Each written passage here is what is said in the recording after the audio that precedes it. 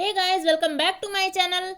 In this video, we will discuss an important protozoal infection that is toxoplasmosis and malaria in pregnancy. So, what is the sign symptom of the protozoal infection that is toxoplasmosis in pregnancy, and what is the sign symptom of malaria in pregnancy?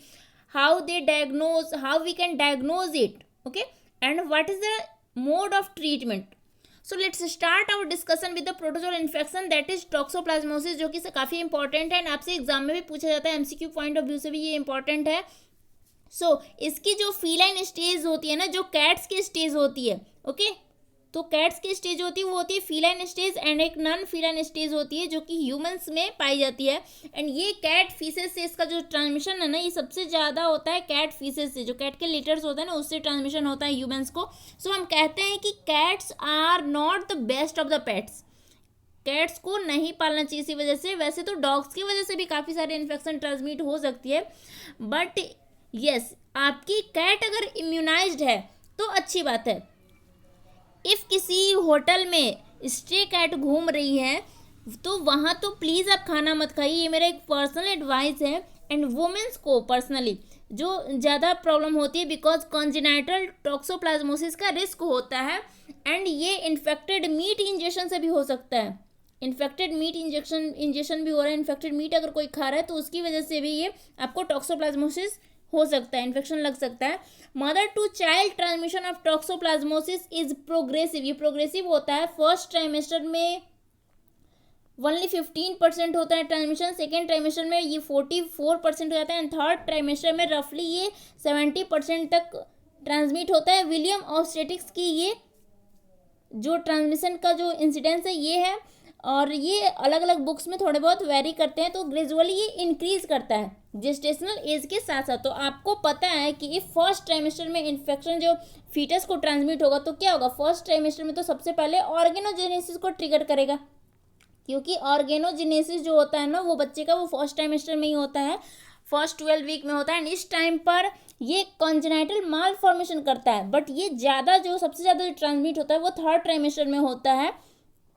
इससे माल formation उतना common नहीं होता है, क्योंकि transmission ही first trimester में कम है, इसलिए माल formation उतना कॉमन नहीं होता है. बट कॉन्जेनाइटल टॉक्सोप्लाज्मोसिस सिंड्रोम तो जरूर हो सकता है, क्योंकि ये थर्ड ट्राइमेस्टर में सबसे ज़्यादा ट्रांसमिट हो रहा है, जो कि न्यू बॉर्न में देखने को मिलता है. क्लिनिकली अफेक्टेड फीटस है, जो क्लिनिकली अफेक्टेड फीटस होते हैं उनमें क्या क्या सिंड्रोम हो सकता है, सिंड्रोम में क्या क्या हो सकते हैं, तो वो होता है लो बर्थ वेट, हिपैटोस्प्लेनोमेगाली हो सकता है, जॉन्डिस की प्रेजेंटेशन हो सकती है, एनीमिया हो सकता है. जो थर्ड ट्राइमेस्टर में इन्फेक्शन ट्रांसमिट होती है उससे ये सब हो सकते हैं. ओके, न्यूरोलॉजिकल डिजीजेज हो सकते हैं कुछ, लाइक इंट्राक्रेनियल कैल्सिफिकेशन हो सकता है, हाइड्रोसिफेलस हेड हो सकता है, माइक्रोसिफेली हो सकता है. ओके तो इसका जो क्लासिकल ट्रायड है वो होता है आपको chorioretinitis, intracranial calcification and hydrocephalus. तो कॉन्जेनाइटल टॉक्सोप्लाज्मोसिस का जो सिंड्रोम का जो ट्रायड है वो हो गया आपको chorioretinitis, intracranial calcification and hydrocephalus. See congenital toxoplasmosis के डायग्नोसिस में रिमेंबर कि IgM जो है ना वो इफ पॉजिटिव आता है तो एक्टिव टॉक्सोप्लाज्मोसिस का डायग्नोसिस बनता है, अगर IgM पॉजिटिव आता है तो. एंड इफ मदर को IgG पॉजिटिव है तो इसका कोई रिस्क नहीं होता है, इससे बेबी को कोई प्रॉब्लम नहीं होगी, because mother is already immune. IgG positive कब होता है, जब मदर को इम्यूनिटी डेवलप हो चुकी होती है, इन्फेक्शन पहले से मिल रहा होता है, और उसके 2-3 मंथ के बाद में ये IgG जो होता है वो पीक पे होता है. इसमें टॉक्सोप्लाज्मोसिस इन्फेक्शन से भी हम IgG एविडिटी देखते हैं. मैंने आपको एविडिटी के बारे में, IgG एविडिटी के बारे में पिछले वीडियो में भी बताया था. तो इसमें भी हम IgG जो एविडिटी देखते हैं, मीन्स जो इम्यूनोग्लोबुलिन G है उसकी बाइंडिंग कितनी है विद द टॉक्सोप्लाज्मोसिस. इफ़ ये हाई एविडिटी है then infection in the preceding 3 to 5 month is excluded. इसका मतलब है कि जो इन्फेक्शन है वो 3 से 5 मंथ पहले ही हुआ था, उसके बाद नहीं हुआ है. उसके बाद वो फीमेल जो है वो इम्यूनिटी उसमें डेवलप हो चुकी है. Best result of diagnosis obtained by toxoplasma सीरोलॉजिक profile. Okay तो टॉक्सोप्लाज्मा का जो सीरोलॉजिकल प्रोफाइल होता है उससे हमें बेस्ट डायग्नोस्टिक रिजल्ट मिलता है. Now see the treatment of the toxoplasmosis. तो टॉक्सोप्लाज्मोसिस इन्फेक्शन के ट्रीटमेंट में जो ड्रग ऑफ चॉइस होता है वो होता है spiramycin. So spiramycin alone is the drug of choice. Pyrimethamine भी दिया जा सकता है. पायरिमिथामिन सल्फोनामाइड देते हैं विद द फोलिनिक एसिड के साथ में. ओके, तो ये कब देते हैं? इफ़ फीटल इन्फेक्शन है तो ये और भी ज़्यादा बेनिफिशियल हो जाता है आपको पायरिमिथामिन सल्फोनामाइड. ओके, बिकॉज ये बेबी के भी साइन एंड सिम्टम को प्रिवेंशन दे सकता है. सी, इफ़ आप प्रिवेंशन करना चाहते हो ना टॉक्सोप्लाज्मोसिस से, then you have to stay away from the cat. अगर आपको प्रिवेंशन चाहिए कि आपको टॉक्सोप्लाज्मोसिस का इन्फेक्शन नहीं हो तो आपको सबसे पहले तो कैट से दूर रहना होगा.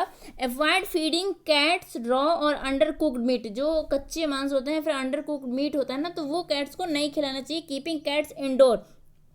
कैट्स को घर से बाहर ही रखें.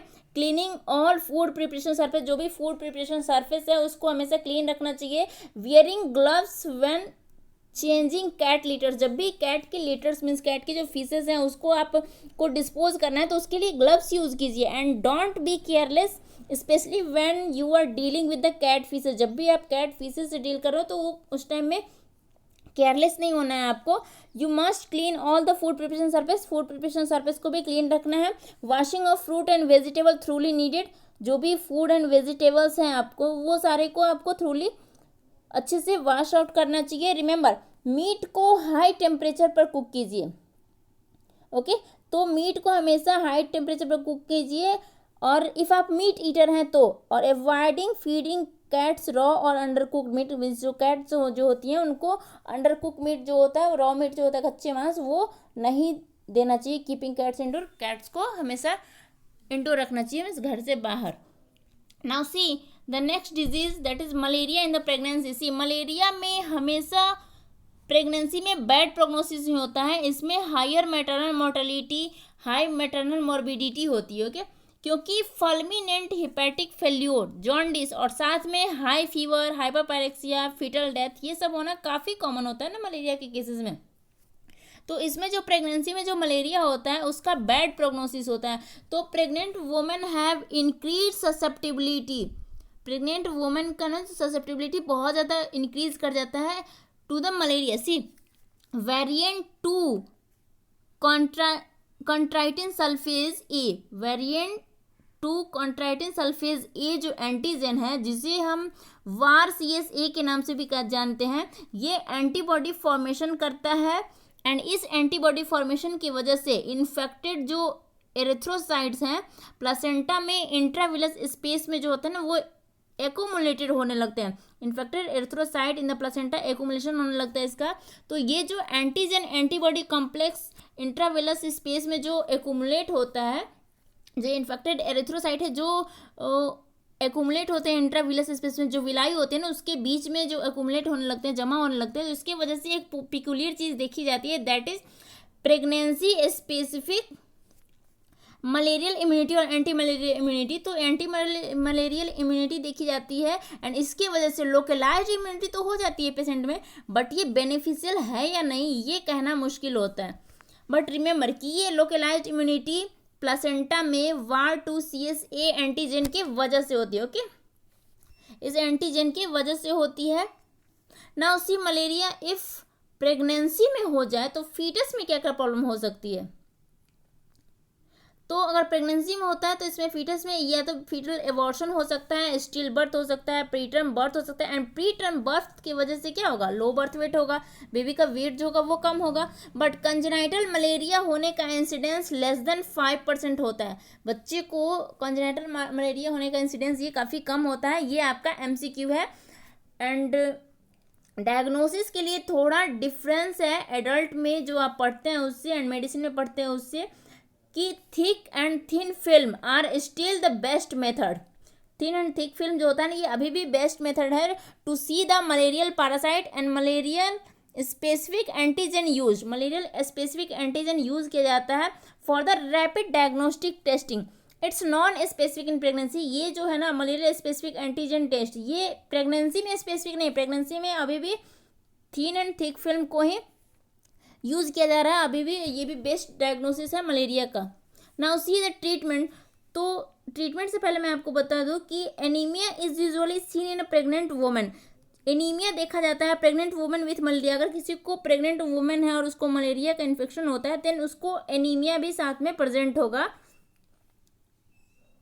Because due to significant amount of haemolysis, क्योंकि उसमें हीमोलाइसिस बहुत ज़्यादा होता है। जो ब्लड के सेल्स जो आरबीसी है ना वो बहुत ज़्यादा डिस्ट्रॉय होते हैं, इसकी वजह से एनीमिया देखने को मिलता है। ओके, सो ट्रीटमेंट में देखते हैं। तो जो अनकम्प्लिकेटेड मलेरिया है caused by Plasmodium vivax, Plasmodium malaria, Plasmodium ओवेली या फिर क्लोरोक्विन सेंसिटिव फाल्सिफेरम मलेरिया, तो इनमें से जो ड्रग ऑफ चॉइस होता है जो अनकम्प्लिकेटेड है, इनमें ड्रग ऑफ चॉइस है क्लोरोक्विन या फिर आप बोल सकते हो हाइड्रोक्लोरोक्विन अनकम्प्लिकेटेड में। But in the complicated malaria, complicated जो प्लाज्मोडियम फाल्सिफेरम मलेरिया है इसमें ड्रग ऑफ चॉइस है आर्टिमिसिनिन बेस्ड रिजीम्स। ओके, तो आर्टिसुनेट को कॉम्प्लिकेटेड मलेरिया का ड्रग ऑफ चॉइस माना जाता है।